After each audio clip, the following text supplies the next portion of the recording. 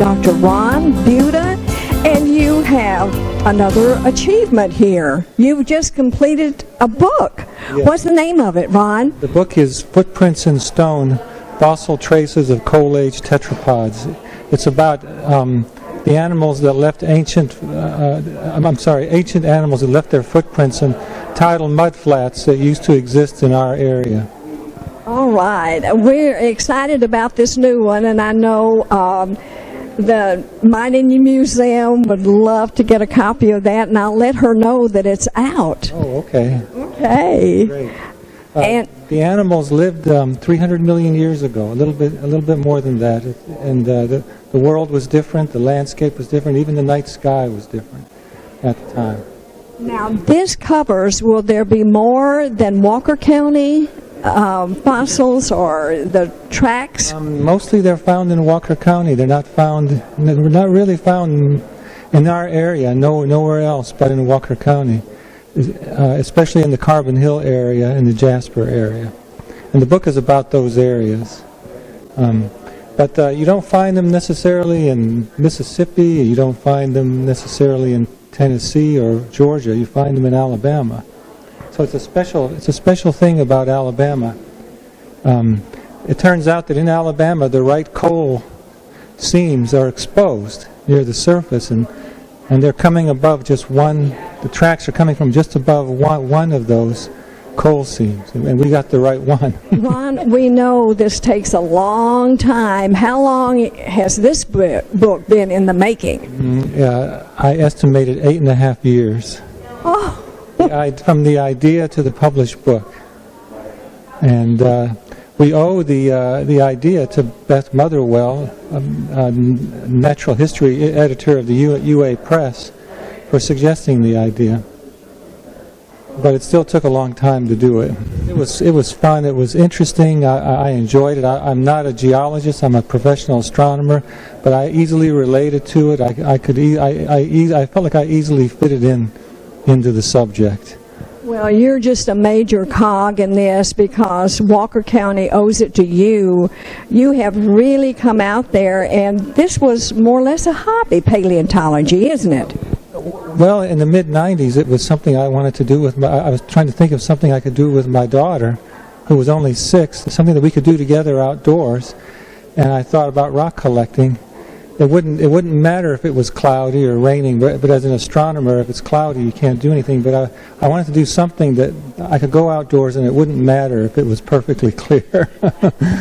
And it turned out to be rock collecting. And my daughter hasn't gone. My older daughter, she's almost 26.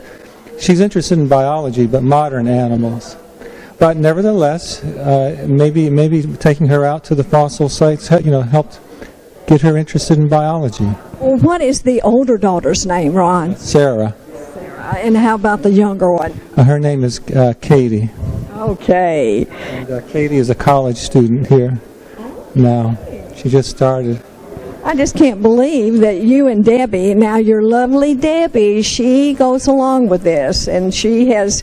Yeah, she's been very supportive of it. It's been great. She's indulged you. She's reminded me, though, that the garage is getting a little full. So I'm going to have to contend with that at some point because I'm running out of space. But Walker County is rich in these types of fossils, and there's a lot to learn from them. And I'm hoping when I retire, I'll have more time to actually study them in more detail. Oh, we're looking forward to that too, and we're hoping that the Alabama Mining Museum in Dora, you were able to supply them, and there's a nice display there, so we encourage people to go see that. Yes, it would be fun. It would be great to see that display. And this new book, it's just great to add to the other book. And what's the name of that? Oh, the first book is called the Pennsylvanian Footprints in the Black Warrior Basin of Alabama. It was the precursor to the Footprints in Stone book. It wasn't written for the general public, that one, but it was Beth who asked us to try and write that for the general public, and that's what Footprints in Stone is.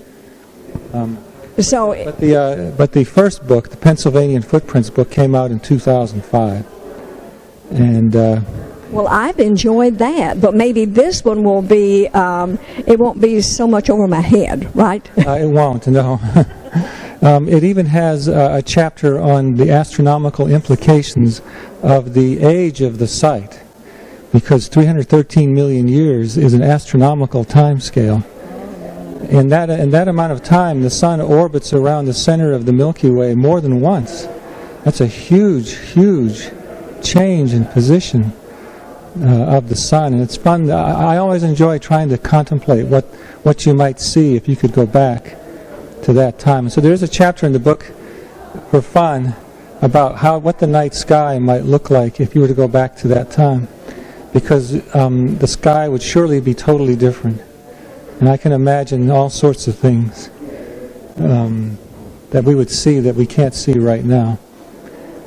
Do you think that there were bones of that Syncosaurus will ever be found? They might, but not in coal mines, because coal mines have acidic soil, and it would dissolve bones. So I think you have to go to an area from the same time period, but away from coal, because that means there was plant material. So it would be, the soil would be acidic. So they probably exist, but coal mines are not the right place to look for the bones. And maybe someday somebody will find them. It'll be a huge discovery. Oh, it would be great. But in the meantime, thank you so much for digging out those tracks, Ron. I enjoyed every minute of it. Well, Still do. You've got your beautiful book now after over 8 years. Yes. And everybody's waiting to meet you, and I'm waiting to get my copy signed. All right, thanks, Margaret. Yes, I'm enjoying it. It's been great. I enjoyed every minute of the project. It's had its ups and downs. It had a lot of ups and downs, but they averaged out, and here we are. All right. Oh, thank you so much, Ron, and I'm going to be in line getting my books.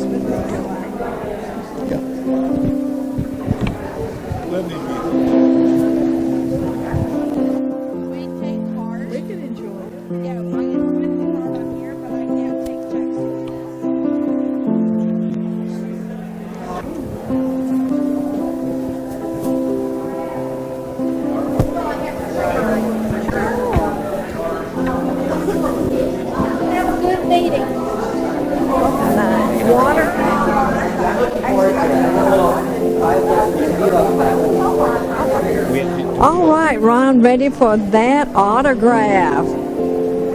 Now, is this Mr. David Kapaska Merkel. Pasca Merkel? Yes. We are so pleased. Aren't you happy this is over? It's not over. This part of it's just beginning, but we're loving every minute. It's been 7 years, I guess, since we started, and longer than a long time. But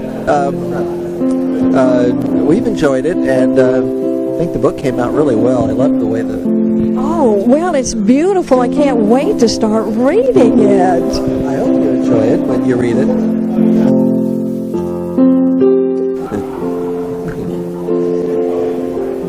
Should we sign right here? And here? Yeah. Just sign your name, Ron. Anywhere. We are just so pleased about this. Oh, okay.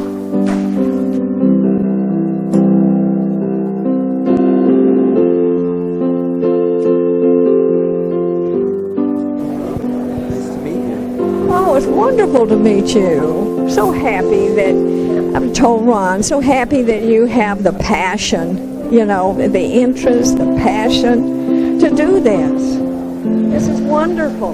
Well, everybody's passionate about their hobby, and this happens to be Ron's. It's more my job, but I really love this part of it.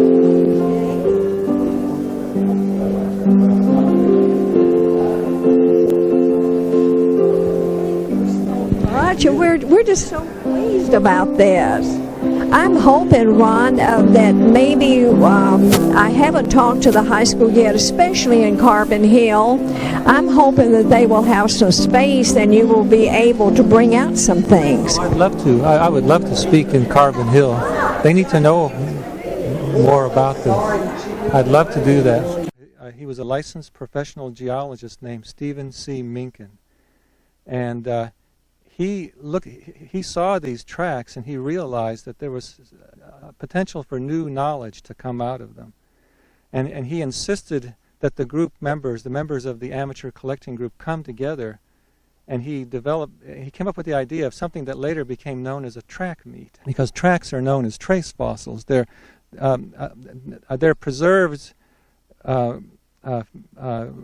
just features in rock that preserve activity. They're preserved activities, and they're called trace fossils. And at the track meets, a professional trace fossil specialist known as an ichnologist would inspect the tracks and try to classify, interpret it, decide if it's an scientifically important specimen or whatever. And so we did that many times. But it was Steve Minkin who came up with that idea. Steve did think that this site should be preserved, but he died in February 2004, I believe, in a home accident. And so the group, when this site had successfully been preserved, the group decided to name it after him. And I think it was a very wise thing, because Steve, his efforts led to this. I mean, he had a different point of view, because otherwise we would have taken these things home. The site would have been covered up. There'd be no new knowledge. And I learned later from Jim Lacefield, who has written a book on Alabama fossils, about what could happen to things like this, because there have been other sites that tracks are found at that nothing came of them, because just lost forever. And no new knowledge would come out of it. But this group, the group of amateur collectors in Alabama, looked at this in a different way. Prescott, this important Walker County site. Now, who came to your rescue to help you to bring this to fruition, to leave this, to protect this site? Well, it was a complicated strategy that we decided, and Ron kind of glossed over. One of the most important things was that he assembled online a massive collection of photographs of all of the tracks. And we had experts come from as far away as Germany who had been able to review the entire collection. So it was extremely important in being able to document these tracks and being able to attract the attention of professionals.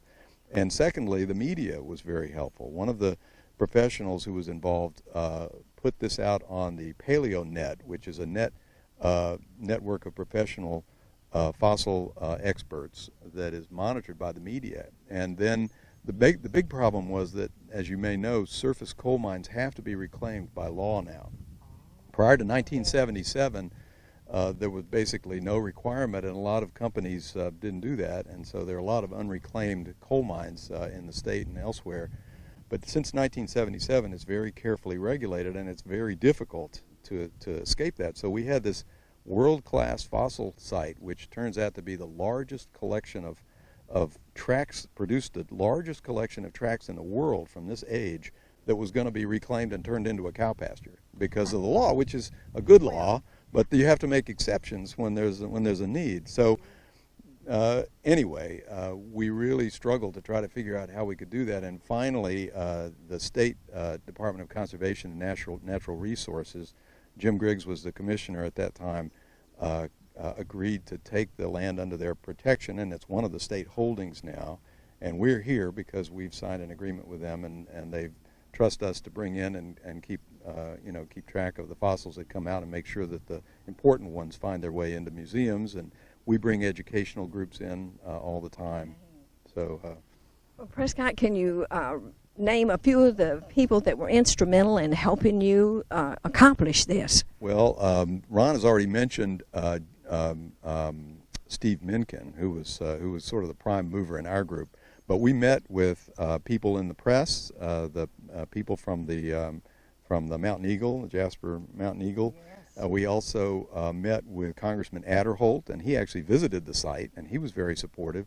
Every library in the schools in Walker County should absolutely have this for their students. And in a year, there will be another book written at a different level about this mine and about another mine.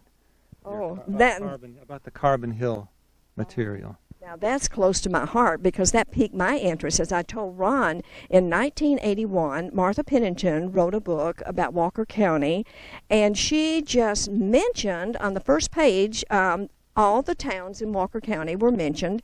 She started alphabetical order, so she started with Carbon Hill. And she mentioned the Cincosaurus, Cobby, Aldrich. Wow. And that piqued my interest, and I had it on my bucket list. I must find out about this. And here it was, 2015, that Aline Henderson was over at Walker College, Bevel State campus, and I heard her speak, and I thought, she wrote about Dr. Eugene Allen Smith, his life, a geologist. And I thought, this is the lady to help me. And I couldn't wait for her lecture. Amazing woman, and you must see that, Barbara. We did a program. I've met wonderful, interesting lady, and it took her 10 years to do the book on Dr. Smith. And the Museum of Natural History is housed in Smith Hall. And it was nice. It's nice to see people honored in their lifetime, isn't it? It is. It is. And that building, I believe, was opened in maybe 1907. Does that sound right? 1909, 1910, okay. I think. Within his lifetime, so he had that honor. I believe that Dr. Smith's house was on the site of the physics building, the one that I work in. I'll be okay. All right. His house used to be in that area. Well, this is a wonderful book, and all the work these gentlemen have done is detailed in here, and you must read it. Okay. Well, this coming July 26th is the 10th anniversary of that. I didn't realize. It was in March 2005 that this site was. There was a ceremony held out here about preserving this site. We had a lovely ceremony. It was a nice day, similar to this, and we had a great time. But that was so it's been 10 years since all that took place. Merkel, David Kapaska Merkel, another a person who works at the Geological Survey of Alabama. They were very supportive of us doing this. It's just amazing. Walker County, Alabama.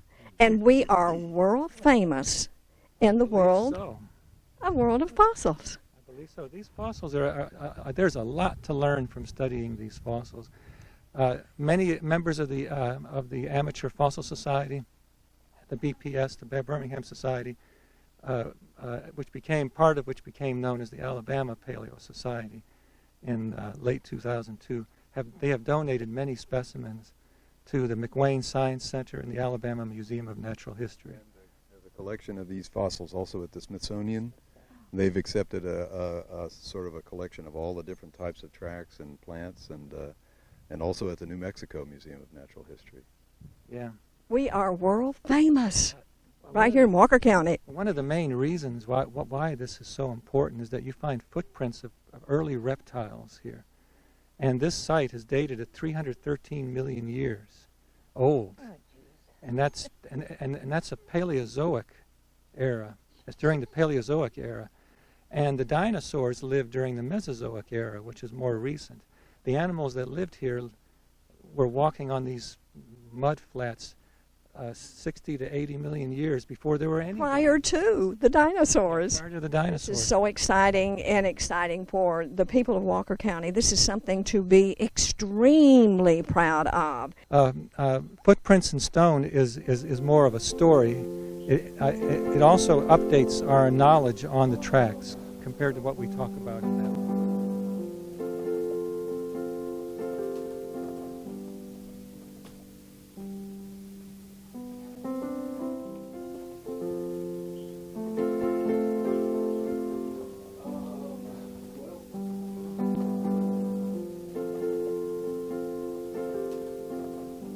And it's about Southern women, and I have a villain in here who's a bad character. Now be aware, he's a bad character. Yes, the sequel is being edited now. It should be out August 1st, around that time frame, and the name of it right now is The Thirsty Hills. And it picks up where this book leaves off and goes forward to 1980. This book ends in 1963. It goes from Pearl Harbor Day, the day Pearl Harbor was bombed, until 1963, and follows the characters.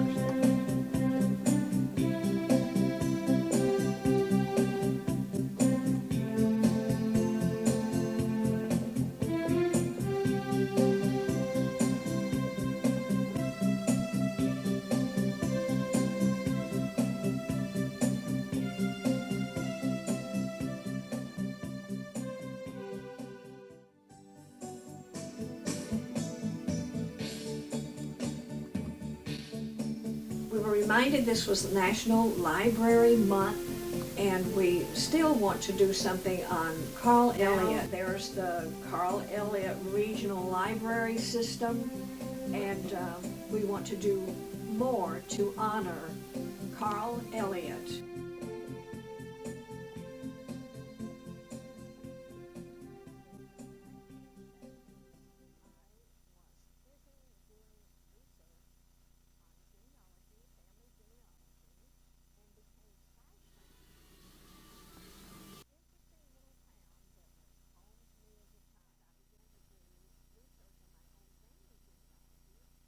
Oh, there goes Miss Walker County and Miss Teen Walker County. Thank you, girls. Larry Weidman. Oh, Larry Weidman. Thank you. Thank you. Berta and Grady Townsend's grandchildren, daughter and grandchildren.